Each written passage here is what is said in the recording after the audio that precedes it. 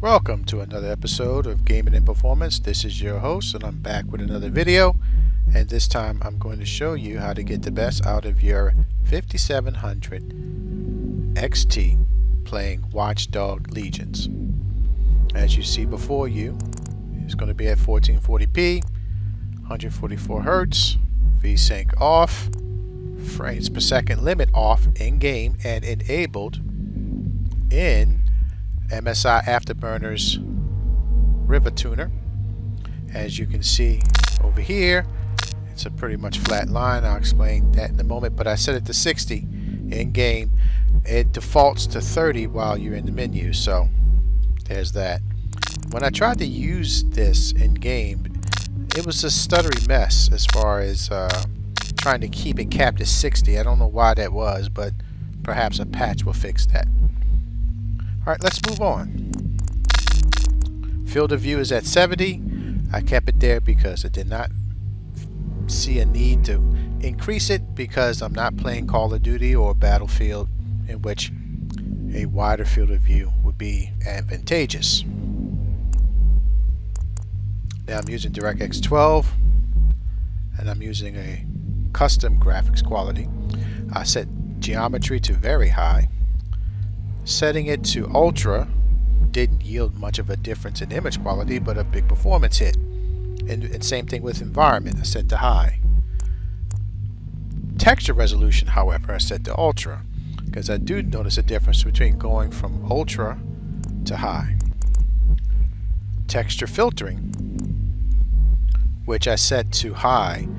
I could set it to ultra, but it's a preference for me because, as you can see, there's very little difference going from ultra to high, and why not get the performance out of it? Shadows are set to high. I cannot do medium or low because, as you can see, it's a pixelated crap mess and I can't deal with that. However, if I go higher, if you look at CPU load and GPU load, everything becomes major at very high, with very little difference between ultra and high. And I want to be able to keep my frame rates at 60 frames per second while driving up and down the roads and streets in this game. Headlight shadows are set to your car, and reflections are set to high. I don't use low or medium because doing so can result in having black textures in the Thames when you look at the water. I don't know if that's a bug. To me, it appears to be a bug, as you should be able to set lower reflections without causing the water to become black. I do hope that the developers address that. We will see. Depth of field is on. Motion blur is off. Bloom is on because I do like the effects of the neon lights and LED lights and etc. and the holograms in the game, especially at night. Ambient Occlusion I do need on, and unfortunately this is not the best example of ambient occlusion in this shot. But if you look behind the grate here, I'll turn it off. If you look behind the grate here, I'll turn it off and turn it on. Off, on. You see that it gives it a bit of a definition. And that's not just in grates, but in all sorts of objects in the game, from buildings to windows to everything. It makes it gives it a little bit more realism, and I like that. And based on my PC specs, I can afford to keep it on.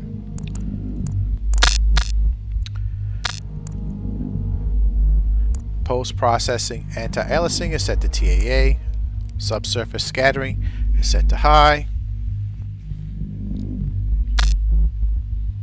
Ray tracing and DLSS is off and not available because it's a 5700 XT. However, I set temporal upscaling to 85, and that is because the difference between 85 and 100 is minimalistic at best in image quality, and you gain a big performance boost by doing so.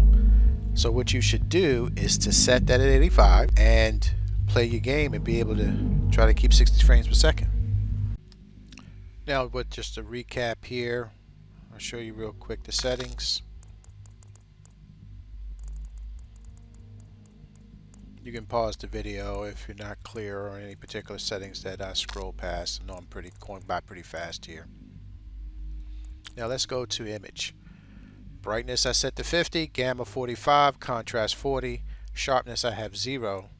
HDR I would normally have turned on. However, unfortunately, when recording this video, it only causes the image to become pale and washed out. So I've turned it off for this video, but normally I have HDR on. And that's about it for the settings. To also note, I don't really notice much of an impact enabling HDR on my 5700 XT either, so that's also a bonus. So I'm going to go over these settings one more time real fast.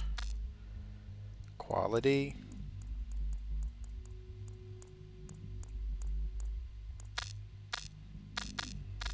And again, the most important setting that you want to adjust is this one right here. Set it to 85 from 100. It should net you enough frame rates to keep a solid 60 frames per second. And for these kind of games, open world sandbox games, if you lock it at 60 frames per second, it should offer you the smoothest gameplay that you can get, thinking that you should keep it unfeathered and doing 100 120 frames per second. That's my opinion. I get the smoothest doing that instead. So let's get into gameplay, shall we?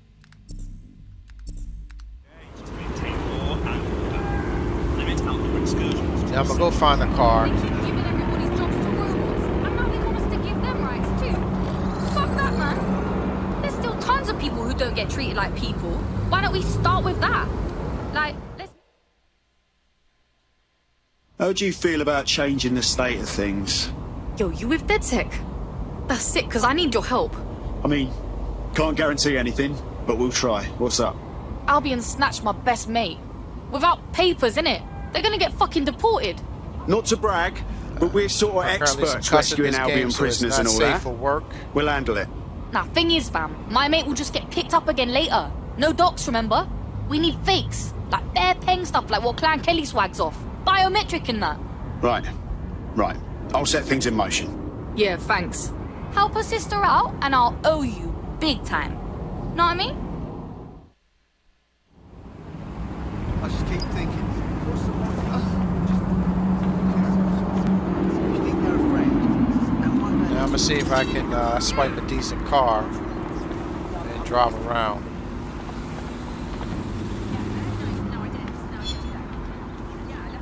This is stupid. So stupid.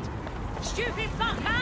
The failure to comply with Albion orders may This'll result do. in your arrest. Resisting arrest. And let's drive around. As you can see, frame rates are pretty stable.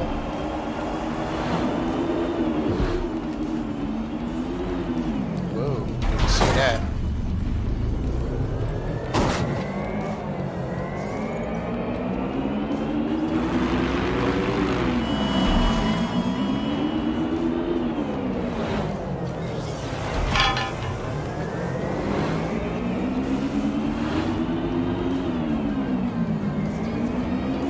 Pretty smooth driving.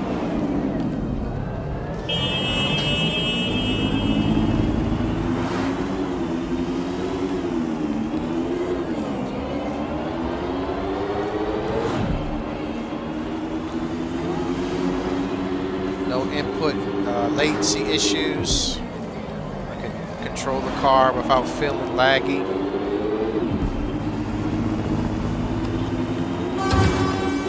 I did need 100 frames per second to do that.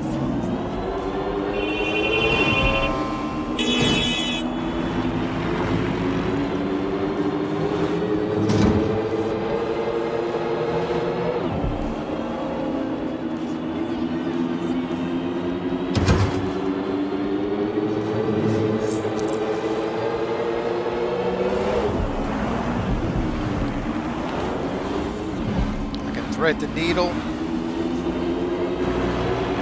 Effort.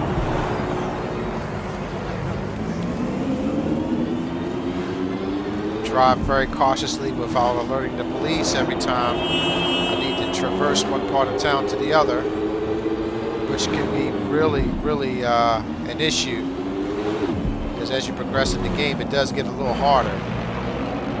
The police catch you hitting another car or pedestrian, they can come chasing you, and their cars get a lot faster than your car, so they can always be right up on your back. So it pays to actually drive with a little bit of skill in this game.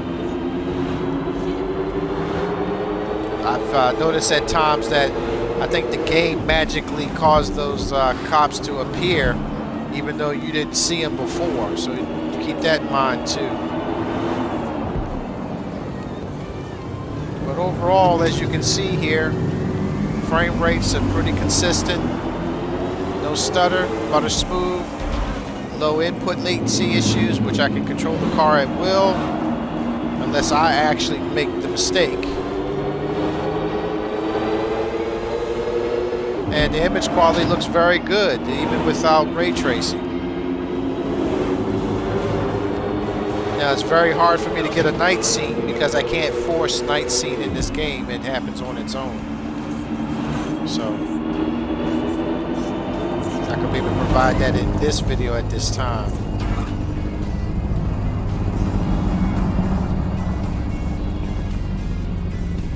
Give you an area of the city. I'm gonna be honest, I don't know where I am and where I'm going. I'm still during the scan. I do like the, is that a hologram? Yeah, move on. Yeah, it is a hologram. That's neat. But I do like how they made this city very good. I do like it. And it still has a lot of pop even though it doesn't have ray trace effects. And I'm not using ultra settings. So it's quite impressive. And again, works pretty good for what I need to do. 60 frames per second. It's not going to run any better if I had it at 100. So having said that, thank you for your time. Have a good day.